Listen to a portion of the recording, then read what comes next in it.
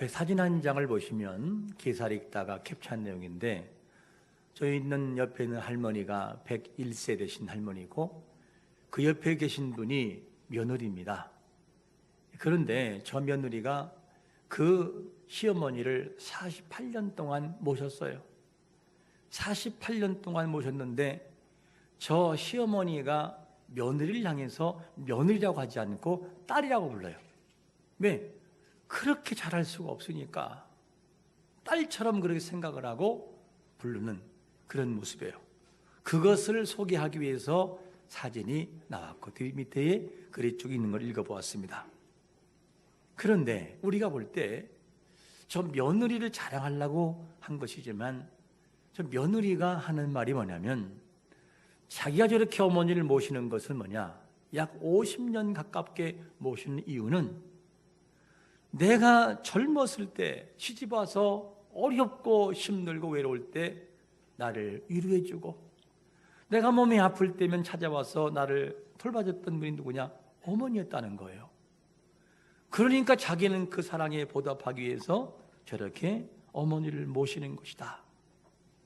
자기가 여기까지 버티고 많은 힘든 세월을 이길 수 있는 것은 저 어머니의 위로와 사랑 때문에 가능한 것이었다. 이렇게 기사 내용이 있더라고요. 그리고 며느리 마음에 참 예쁜 것은 그 며느리 남편이 돌아가신 다음에 혹여 이 사실이 병원에 있는 줄만 알고 있는 그 아들이 혹여 돌아가신 것을 알까봐 지금까지 이야기하지 않고 있다라는 기사 내용을 봤어요. 참 중요한 것은 뭐냐면 며느리의 저 사랑도 대단하지만 며느리를 딸처럼 아껴주고 사랑한 저 시어머니도 훌륭해요. 여기 계신 모든 분들은 부모는 자녀에게, 며느리에게 잘하고 자녀는 부모에게 잘하는 그런 가정의 공동체가 이루어지시기를 축원합니다. 그것은 하나님께서 기뻐하셔요. 우리가 어버이주일을 맞이해서 살필 것이 뭐냐면, 일부 안 믿는 분들의 입술을 통하여 뭐라고 하느냐, 기독교는 부모도 모르는 종교라고, 기독교는 부모도 모르고 제사도 안 지내는 그런 종교다 그러면서 불효의 종교라고 막 욕을 해요. 그런데 성경을 자세히 보면 기독교는 불효의 종교가 아니에요. 정말 효도하는, 부모를 사랑하는 종교예요. 얼마나 이것을 엄하게 하느냐, 10가지 큰 이 계명 중에 5번째에 내 부모를 공경하라, 이 법을 넣고 있어요. 부모를 공경하라. 그래서 기독교는 불의의 종교가 아니라 살아계신 그 부모님을 잘 모시고 돌보는 효도의 종교인 것을 믿으시기를 축원합니다. 부모님에게 잘해야 돼요. 부모님을 홀려서는 안 돼요. 정말 잘해야 됩니다. 자, 그러면 하나님께서 이 자녀들에게, 부모에게 어떻게 하라고 말씀하고 있냐면 첫 번째로 이런 말씀을 하세요. 너희 부모에게 뭐 하라고요? 순종하라. 우리 한번 1절 다 같이 읽겠습니다. 시작. 자녀들아, 주 안에서 너희 부모에게 순종하라. 이것이 옳으니라. 순종해라, 이것이 옳다는 거죠. 이걸 말씀하고 있어요. 자, 그러면 구체적으로 어떻게 하는 것이 부모에게 순종하는 것인가? 원문을 참고할 때 뭐라고 되어 있냐면, 귀를 기울여라. 부모의 말에 귀를 잘 기울여라. 그리고 경청하라, 그 말, 경청하라. 이 메시지를 주고 있어요. 이 말씀을 들어보면 우리 자녀된 우리 모습에서 우리 모습을 기억해 봐야 돼요. 우리는 부모님을 어떻게 대하고 있지? 부모님에게 어떻게 말을 하고 있지라고 하는 것을 한번 생각해 보아야 돼요. 부모님이 힘이 있고 돈을 가졌고 능력이 있을 때는 예 하다가 힘이 없고 늙으니까 부모를 혹여라도 말로 함부로 대한 것도 아닌지 한번 살펴봐야 돼요. 힘이 없고 늙었다고 우리 말투가 혹시 바뀌진 않았습니까? 마치 어린아이를 대하듯이 그렇게 대하는 자녀는 없습니까? 앞에 사진 한 장 볼까요? 저 사진은 포토 다큐에서 다룬 고향이 어머니라는 저 어머니를 다룬 그런 주제지요. 저 어머니를 보면 주름이 가고 얼굴이 그을리고 이는 빠지고 어느 누가 봐도 외형으로 볼 때는 초라하기 짝이 없지요. 그런데 저 부모님의 그을린 얼굴과 주름은 자식 때문에 생긴 거예요. 그 자식을 먹여 살리기 위해서 어떻게 하든지 자식을 위해 희생하려고, 부모의 얼굴은 그을려도 좋으니 주름이 생겨도 좋으니 내 아들만큼 얼굴이 탱탱해야 된다. 자녀의 얼굴에 탱탱함을 주기 위해서 그렇게 희생한 것이 부모님의 사랑이에요. 젊은 우리도 언젠가는 저렇게 될 때가 반드시 온다는 거예요. 항상 젊음이 있는 것은 아닙니다. 탱탱한 얼굴, 하이힐을 신은 여러분, 혹시 부모님에 대해서 어떻게 아십니까? 말투는 어떻게 공손하십니까? 말하는 마음 중심 속에 가시는 없습니까? 우리가 한번 돌아봐야 돼요. 자식을 위해 모든 걸 헌신할 수 있는 부모님인데 자식은 너무나 계산적이에요. 너무 계산적이에요. 부모님에게는 그러지 말아야 되는데 왜 그렇게 계산적인지, 자녀분들 할 수 있을 때 하시기를 축원합니다. 하고 싶어도 못할 때가 있어요. 살아계실 때에 한 번도 찾아뵙고 돌아가시면 아무것도 아니에요. 그게 자식들의 할 모습이에요. 부모는 자식을 위해 못할 게 없어요. 다음 사진 볼까요? 자, 보세요. 전철 또는 기차에서 얼마나 부끄러워져 뒷모습을 사가지고 사람들이 바라보잖아요. 그래도 내 자식을 위해서라면 부모님은 그것도 감당할 수 있어요. 어떻게 다음 카트 볼까요? 이렇게 밝은 모습으로 부끄러워하지 않아요. 저게 부모님이에요. 그런데 자녀인 우리는 부모님을 어떻게 생각하고 있습니까? 까맣게 그 얼굴 부끄럽게 생각하지 않았습니까? 그리고 냄새 난다고 짜증내지는 않았습니까? 소변을 지린다고 타박하지 않았습니까? 부모님은 우리의 모든 것을 위해서 다 하셨어요. 이제는 자식이 부모에게 해야 할 차례라니까요. 반복되는 거예요. 이제는 자식이 부모에게 할 차례예요. 이것이 우리가 할 모습이죠. 얼굴이 걸린 모습, 손바닥에는 척척 갈라져서 흰 반창고로 붙이는 어머니의 손, 그 거친 손을 바라보면 무엇을 위한 것입니까? 자식을 살리기 위해서 그런 일을 하신 것이 부모의 모습이에요. 우리가 부모에게 어떤 태도를 한번 가지고 있는지를 한번 바라봐야 돼요. 배우지 못해서, 논리 여기지 못해요. 그리고 그 부모님이 말씀하실 때 우리가 하는 말이 뭐냐면, 이제 좀 그만하세요. 알았으니까 그만하시라고요. 내가 알아서 할게요. 이것이 어쩌면 우리의 자녀들의 모습이기도 합니다. 여러분, 오늘 성경은 뭐라고 합니까? 너희들은 부모의 말씀에 귀를 기울여라.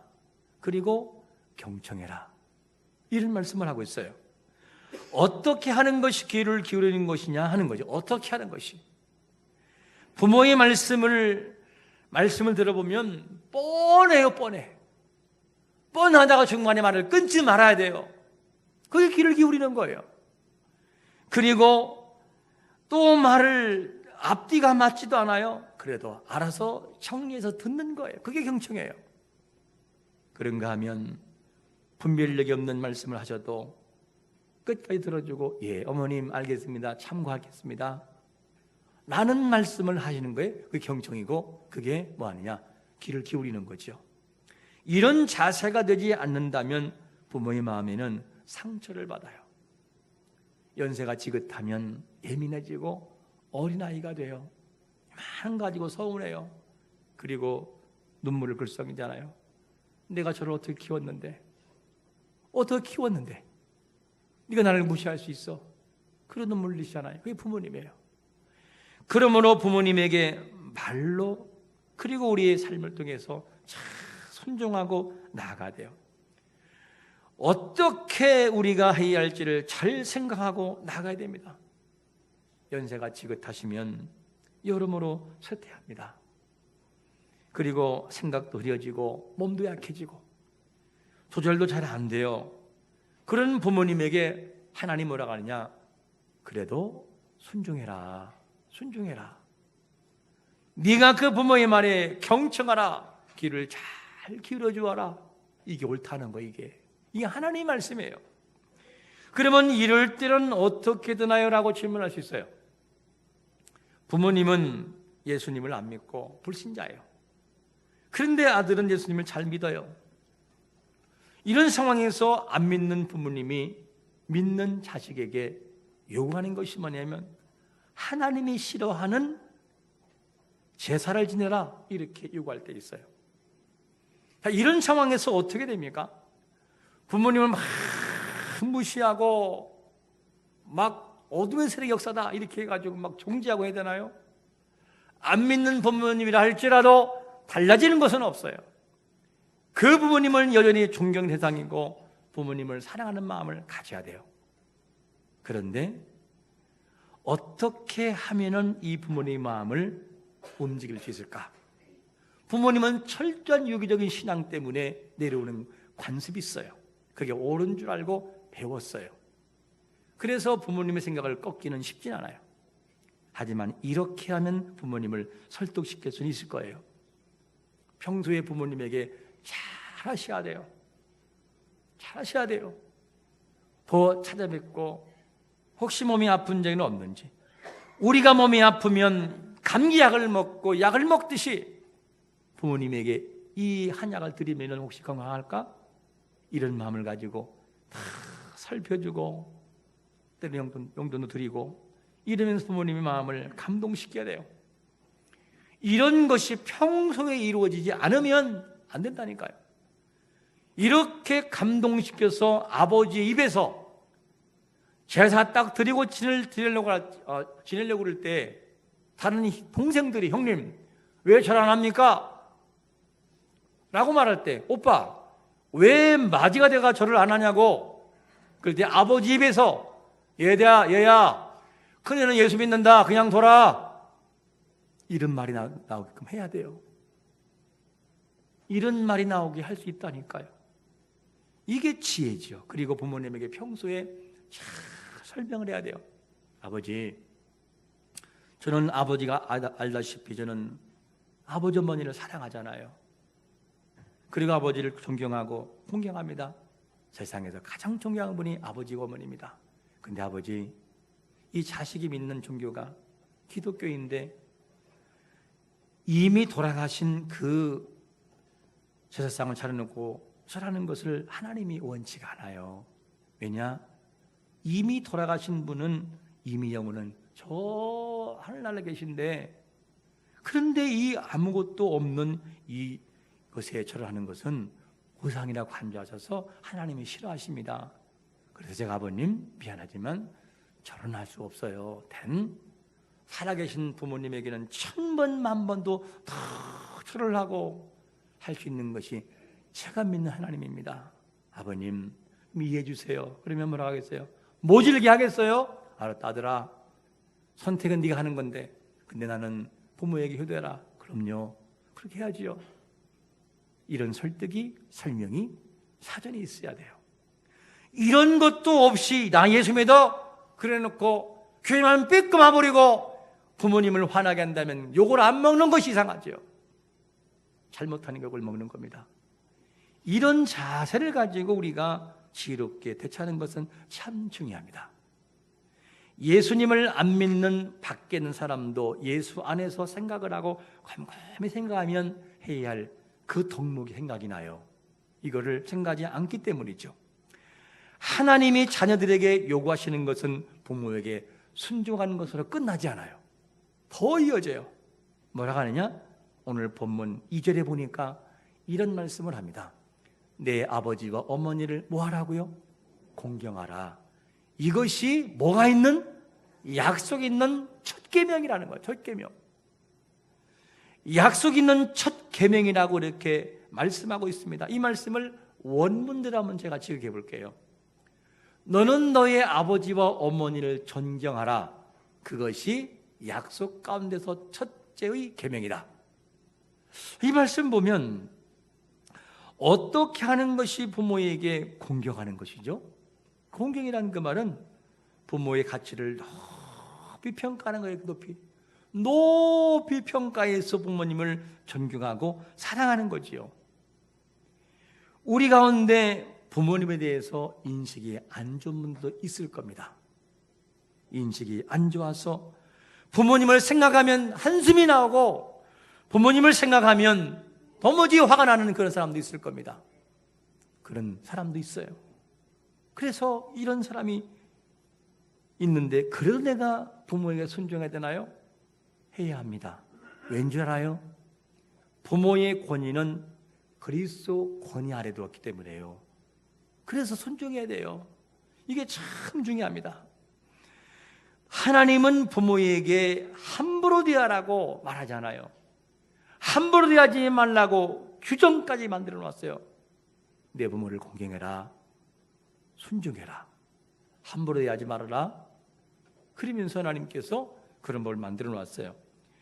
부모의 권위가 어느 정도냐? 구약의 예를 들면 이런 거예요. 창세기 9장 이하를 보면 어느 날 하나님께서 이 세상의 죄악에 관여한 것을 바라보시고 하나님이 물로 심판하기 위해서 노아에게 방주를 예비하라 이렇게 시킵니다. 그 다음에 방주를 다 준비했는데도 사람들이 방주에 들어가잖아요. 언제까지? 바로 노아의 심판, 물로 심판하는 심판이 이루어지는 그 순간까지도 시집가고 창가가고 다 내 일이 영원인 것처럼 그렇게 살아가요. 그때 문 닫히고 배는 떠올라요. 그리고 배가 오랫동안 있다가 물이 거치고 이제 땅이 드러난 다음에 노아의 가족만 살았어요. 나와서 노아가 포도나무를 심어요. 그리고 포도나무를 심었는데 이 포도나무를 해가지고 포도주를 만들었어요. 좀 적당껏 먹어야 되는데 너무 먹어가지고 술이 취해가지고 어느 정도까지 취하느냐? 옷을 빨가벗을 정도로 그렇게 취했어요. 당시의 문화를 볼 때 아버지 하체를 보는 것은 부정하게 생각을 했어요. 봐서는 안 됐어요. 그런 시기에 아버지가 옷을 벗고 아들 앞에서 추태를 부린 거였어요. 이것을 보았던 바로 누구냐? 셈과 함과 야벳이라고 하는 자녀가 있는데 그때 함이라고 하는 이 자녀가 아버지의 그 모습을 가서 첫 번째로 봐요. 야, 가서 보니까 기가 막힌 거예요. 우리 같으면 내가 빨리 가가지고 그냥 아버지의 옷을 입히고 형제들이 볼까봐, 누나들이 볼까봐 도리어 걱정할 텐데 함은 그러지 않았어요. 함은 어떻게 하느냐? 아버지를 자세히 바라보고 다 살펴본 다음에 밖에 나가서 누설 다 있는 것들을 얘기를 해요.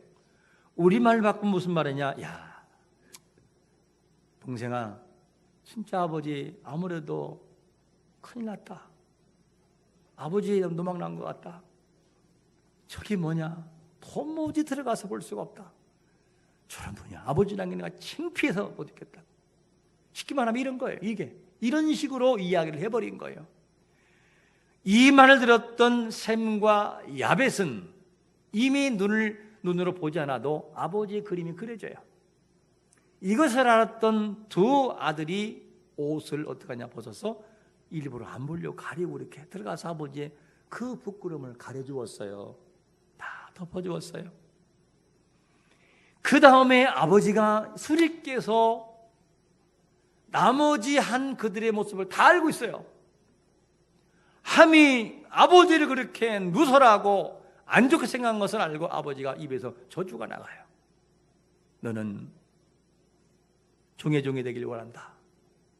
그대로 돼버려요. 이게 그 자녀 후대까지 계속 종의 모습으로 살아가요. 저주받은 인생이 함의 모습이 족속이에요. 그리고 셈은 어떤 일이 벌어지느냐? 셈은 여호와를 찬송하게 될 것이다, 이런 선포가 나가고, 야벳은 너는 창대하게 누릴 것이다, 이런 곡이 나가요. 자, 분명히 우리가 볼 때는 상식으로 보면 잘잘못을 따지면 아버지가 분명히 잘못이에요. 왜 아버지가 술을 먹고 우리 투태를 부려요? 보이니까 보인 거지 어떡합니까? 라고 할 수 있어요. 근데 하나님은 그렇게 말씀하지 않아요. 그 권위가 하나님이 주신 권위이기 때문에 아버지는 함부로 할 대상이 아니라 그거예요. 그러니까 아버지의 선포가 그대로 돼버려요. 그냥 이게 뭐냐? 부모에게 준 권위라는 거예요.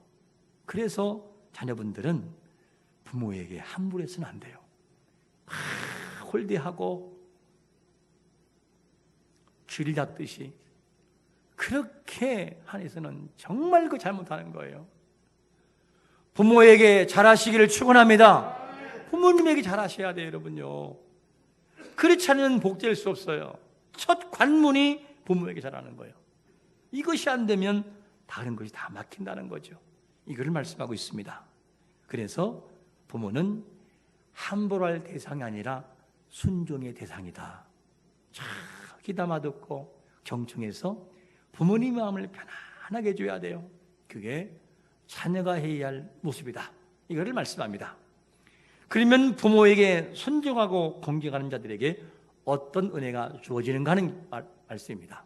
어떤 은혜가 주어질까? 두 번째로 이런 약속을 주고 있어요. 형통과 무슨 복? 장수의 복을 준다는 거죠.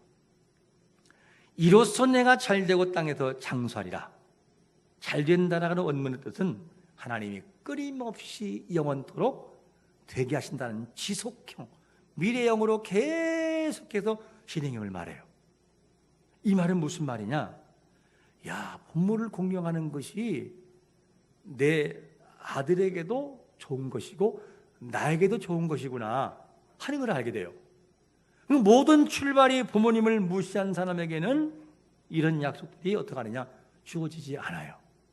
이게 참 무서운 거죠.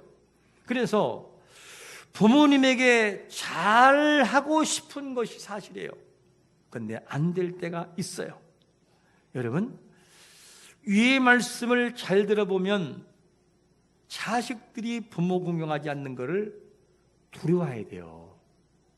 두려워할 줄 알아야 돼요. 함부로 하는 걸 무서워할 줄 알아야 돼요. 왜냐, 하나님은 약속을 지키신 분이에요. 내 부모를 공경하라, 순종하라, 이것이 약속 있는 첫 계명이야. 약속이 있다고 하잖아요. 이거 안 되면 안 된다는 거죠. 부모님을 존경해야 돼요. 하나님 말씀대로 살아가면 어떤 애가 주어지느냐? 출애굽기 20장 6절은 뭐라고 말합니까? 나를 사랑하고 내 계명을 지키는 자에게는 몇 대까지요? 1000대까지는 말은 족보를 따져보세요. 족보를 따져보면 만에 따져봤자 4천, 5천, 그리고 6천, 8천은 뭐 따지도 않잖아요. 근데 1000대를 생각해. 그건 영원이라는 뜻이죠. 영원토록 하나님 복을 준다는 거죠. 자녀가 잘 되길 바라십니까? 그렇다면 부모에게 잘하세요. 부모에게 잘해야 됩니다. 그래야 자녀가 잘 될 수 있어요. 잘하고 싶지만 잘 안 되는 분도 있어요.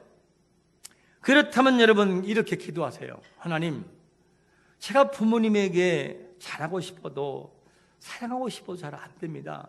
그냥 미움이 가는 하나님 어떻게 하면 좋아요? 제가 부모님을 사랑할 수 있는 마음을 주세요. 좀 사랑하게 해주세요. 그러면서 하나님, 이 아픈 상처, 부모를 통하여 이미 주어진 상처가 주님의 십자가의 보혈로 나를 다 가리시고 부모님을 사랑할 수 있는 공률의 마음을 달라고 그런 기도를 하세요. 그리고 하나님이 그런 마음을 주실 것입니다. 그러면 부모는 존경받기만 하면 되는가 하는 질문입니다.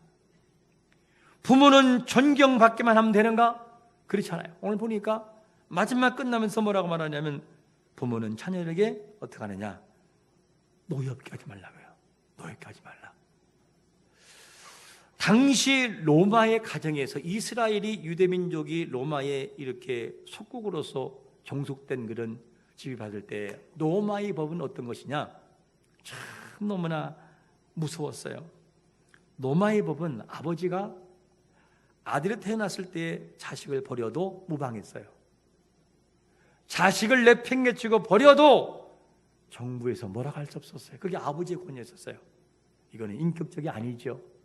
근데 하나님 뭐라고 하느냐면 부모와 자녀가 인격적인 관계로 싹틀 것을 말씀해요. 인격적인 관계. 자식은 부모를 공경하고 사랑하고 부모는 자녀를 어떻게 하느냐? 노엽게 하지 말고 잘 양육해라. 그들을 사랑하라고 말하고 있어요. 이게 성경적인 가정관이에요. 여러분들은 부모님에 대해서 어떻게 인식하고 있습니까? 부모는 자녀를 진심으로 사랑할 수 있어야 돼요. 그리고 양육할 줄 알아야 돼요. 어떤 체벌을 갈 때도 자녀의 마음속에 정말 칼을 갈도록 그렇게 분노하게 만들지 말아야 돼요. 만약에 자녀에게 그렇게 적절한 훈계를 하지 않고 과도한 요구를 통해 자녀에게 그렇게 나가면 나중에 너 커서 나한테 불효해 이 얘기를 하는 거예요. 그게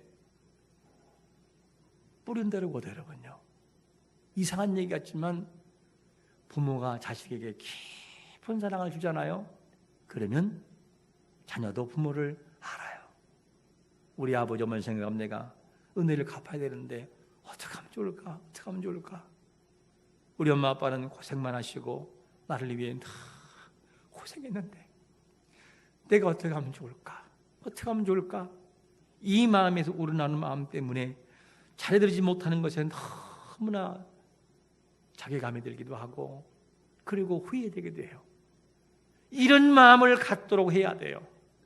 자녀를 체벌할 때도 자녀가 부모님의 말씀에 체벌하고 그리고 훈계할 때 너무나 미안해서 눈물을 흘릴 수 있는 자녀가 되게 해야만 됩니다. 그런 자녀는 효도하지 말라 해도 효도를 해요. 그래서 부모는 존경의 대상이긴 하나 그 부모의 권위가 자녀에게 다가설 때는 사랑으로 다가서야 돼요. 그렇지 않으면 자녀의 마음속에 분노가 생기고 칼을 갈게 돼요. 이것이 부모의 책임도 있다는 것이죠. 왜 부모에게 순종해야 하나? 오늘 제목 왜 그래야 하나요? 왜 그래야 하나요? 이유는 하나님의 순종을 원하시기 때문에요. 그리고 공경을 요구하시기 때문입니다. 그래야 약속을 받기 때문에 약속 이거 막히면 다 막힌다는 거예요. 이걸요. 이거를 풀어야 돼요. 그래서 부모의 마음을 아프게 하는 사람이 있다면 그렇다면 다시 생각하시기 바랍니다. 내가 다시는 부모 안 본다. 너무나 오랫동안 찾아뵙지 못한 자녀가 있다면 회개하셔야 돼요. 어떤 감정이 날지라도 이유가 안 돼요. 그 부모님은 나를 낳아주신 분이에요. 그래서 부모를 공경해야 복의 관문으로 들어갈 수 있다는 거예요. 이것이 안 되면 닫아놓으면 나머지가 안 된다는 거예요. 이거를 우리에게 말씀해 주고 있습니다. 그래서 이 부모님을 공경할 수 있는 마음이 들어야 돼요. 그러면 목사님 저는 이제 철 들어가지고요 부모님에게 잘하고 싶은데 부모님이 없어요. 이런 분도 있을 거예요. 그런 분들은 먼저 해야 할 것이 뭐냐? 부모님에게 못한 거 진심으로 회개하세요. 하나님 앞에 하나님 죄송합니다. 이 불청한 죄인을 용서해달라고 하나님께 먼저 진심을 회개하고 그리고 부모님의 연세와 비슷한 누군가를 찾으세요. 찾으셔서 그분에게 선물 드리고 내가 우리 집사님 보면 어머니 같아요. 내가 우리 집사님 보면 아버지 같아요. 제가 아버지 생각나서 그런데 오늘 밥 한 끼 사겠습니다. 그리고 부모에게 못한 그 감정을 쏟아부으세요. 이 증거가 나에게 있어야 회개한 거예요. 그게.